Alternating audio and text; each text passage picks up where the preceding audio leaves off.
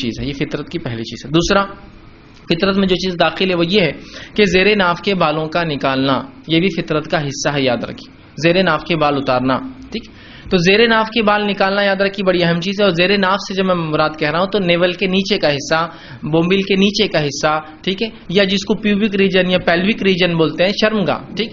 تو اس کے بالوں کا صاف کرنا، جو اس کے اطراف، اس کے اوپر اور اس کے آس پاس آتے ہیں، ٹھیک. اور اس میں بہتر ہی علماء کہتے ہیں کہ کوئی ایسی چیز سے یہ بال نکالے جائے جس کے لیے لوہے کی چیز استعمال ہو. مطلب آپ کریم سے بھی نکال سکتے ہیں، اس شریعت حرام نہیں کہتی اس کو، لیکن بہتر چیز یہ ہے کہ اس کو صاف کیا جائے، اور صاف کرنے کے لیے لوہے کا استعمال ہو، اس لیے کہ لوہا جب جسم سے لگتا ہے کچھ جگہ تو وہ اچھے سے صفائی کرتا ہے، یاد رکھیے. تو کوشش تو یہ کی جائے کہ اس کے لیے بلیڈ استعمال کیا جائے، وسترے ہوتے ہیں لوہے کے استعمال کیا جائے، کچھ نہ کچھ ایسی چیز جس کے اندر دھات ہوتی ہے اور بالخصوص لوہا ہوتا ہے. نبی اکرم صلی اللہ علیہ وسلم صحابہ اسی سے کرتے ہیں، تو دھات کا استعمال ہو اس کے اندر زیادہ بہتر ہے. کریمز بھی لگا سکتے، حرام نہیں ہے، لیکن احتیاط بہتر ہے، اس لیے کہ بہت سارے کریمز اس کے سستے ہونے کے ناطے، نان ریسرچڈ ہونے کے ناطے اور بہت سارے نقصانات پیدا کرتے ہیں، جس کی وجہ سے جلد کے امراض پیدا ہو جاتے ہیں. اور یہ بالوں کو نہیں نکالتے، بالوں کو جڑ سے پگھلا دیتے ہیں، جس کی وجہ سے بہت سارے نقصانات ہوتے ہیں جسم کے اندر. تو یہ سب سے بہتر، سادہ، آسان، اینی ٹائم اویلیبل سولوشن ہے. لیکن یاد رکھیے یہاں تراشنے کا حکم نہیں. بہت سے لوگ سوال کرتے ہیں کیا زیر ناف کے بال ہم تراشیں؟ تراشنے کا حکم نہیں، صاف کرنے کا حکم ہے.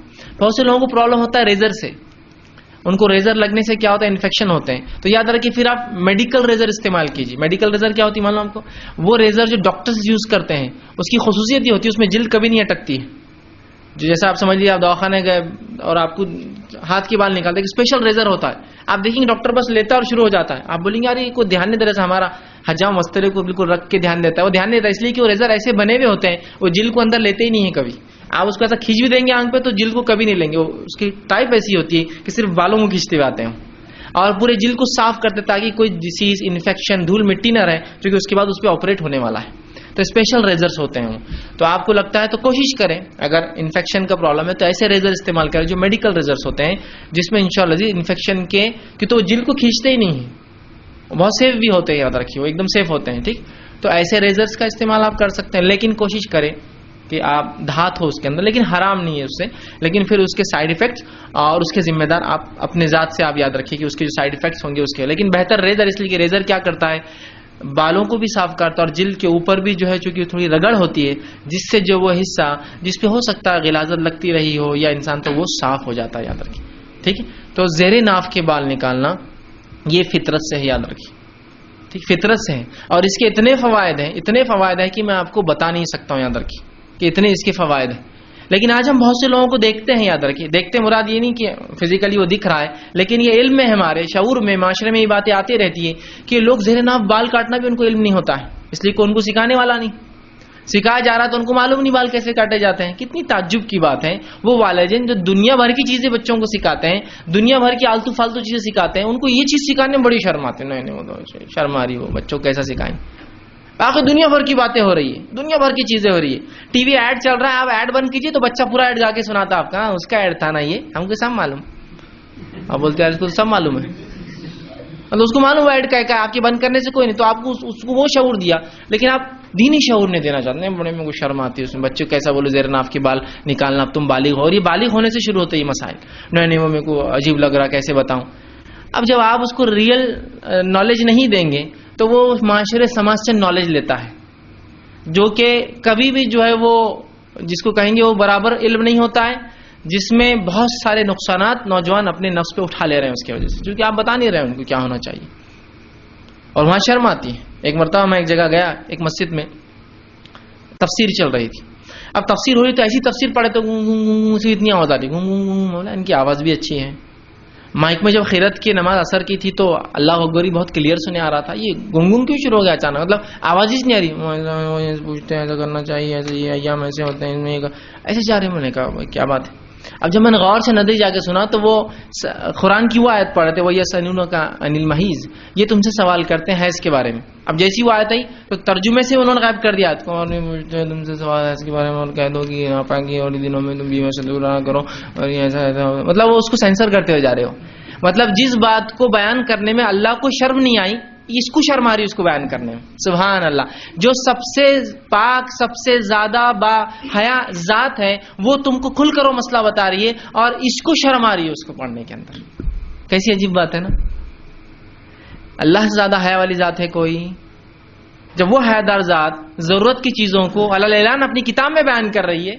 اللہ کے نبی کے ذریعے بتا سکتا تھا نا اللہ, لیکن کتاب میں بتا اس لیے کہ اہم چیزیں ہیں, تو اس کو انہوں نے سینسر کر دیا, اس لیے کہ ان کے نزدیک یہ بے شرمی تھی کہ حیض کے بارے میں کیسا مسجد میں بیان کریں گے, بچے بڑے سب بیٹھے ہیں. تو یہ بات اللہ کو سوچنا چاہیے تھی, سلیبس ڈیزائنر کو سوچنا چاہیے تھی کہ اس نے کس کے لیے سلیبس بنایا تو اس میں کیا ہونا چاہیے, تو وہاں تو سینسر کر دیے. لیکن یہاں دیکھیے نا آپ دنیا بھر کی گندگی پھر دیکھتے پھر رہے سن رہے, لیکن جہاں حلال ہے, جہاں رب نے جو سب سے باحیا ذات ہے وہ خود بیان کر رہا ہے اور اس کو بیان کرنے میں شامل. یقیناً میں اس سے مطلب یہ نہیں کر رہا آپ کی ماں بہنوں کے سامنے آپ بیٹھ کے ان کو حیض کے مسائل بتائیے. بولنے کا مقصد یہ ہے میرا, جس چیز کو رب کلیئر کٹ بتا رہا ہے اس چیز کو آپس میں بیان, مرد مرد ہی سن رہے تھے نا, کیا ان کو شرم آنا چاہیے بیان کرنے کے لیے؟ یہ کتاب و سنت کا معاملہ ہے. ہاں آپ کا ذاتی مسئلہ ہے تو مت بولیے آپ لوگوں میں, وہ صحیح بات ہے, وہ حیا آنا بھی چاہیے. یہاں کتاب و سنت کا ہے, اگر آپ اس کو سینسر کر دیں گے جس چیز کو اللہ نے اعلان کر کے بتایا تو پھر آپ لوگوں کو علم کیسے دیں گے؟ کیسے معلوم ہوگا لوگوں کا حیض کے مسائل کیا ہے؟ پھر اس کے بعد لوگ پریشان ہیں, کچھ بھی عمل کر رہے, اب میں نے یہ کر لیا اب کیا کروں, وہ کر لیا کیا کروں, جبکہ اس کی سخت سزائیں ہیں. نبی اکرم صلی اللہ علیہ وسلم فرماتے ہیں جس نے حیض کی حالت میں اپنی بیوی سے ہمبستری کرا اس کو 1 دینار صدقہ کرنا پڑے گا. 1 دینار 4 گرام سونے کا ہوتا ہے, تو اتنا صدقہ ہے اس کے لیے. 4 گرام سونا بولے تو آج کے لحاظ سے 12,000 روپے صدقہ دینا پڑے گا آپ کو. اور جس نے حیض ختم ہونے کے بعد غسل سے پہلے کر لیا ہم بستری تو آدھا دینار مطلب 2 گرام سونا صدقہ, 6,000 روپے جرمانہ ہے. سمجھ رہے ہیں آپ بات کو؟ انہوں نے تو سینسر کر دیا اس کو پورا, چلے گا. تو یہ وہ چیزیں جن مسائل پہ ہم کو منہ کھولنا ہوگا, اور علماء نہیں کھولیں گے تو پھر جوہلا جو بات چاہے کرتے رہیں گے. ہم کو ایک صاحب بتائیں لائیے کہ ہم جب بالغ ہوئے تو ہم کو یہ مسائل معلوم نہیں تھے. تو ہمارے اسکول کے ایک ٹیچر تھے. اب دیکھیے جب عالم نہیں بتائیں گے جن کا حق ہے تب لوگ کچھ بھی کرائیں گے. تو انہوں ایک دن بولے اسکول میں آئے, مطلب ظاہر سی بات ہے عام اعتبار سے نہیں لیکن صرف علم کے لیے آپ کو, اسکول میں آئے اور کہا 2-3 ڈجن وسترے لے کے آئے, کہا آج سب جو ہے اپنے بال صاف کریں گے بولے زیر ناف. اجتماعی انہوں نے کام کروایا.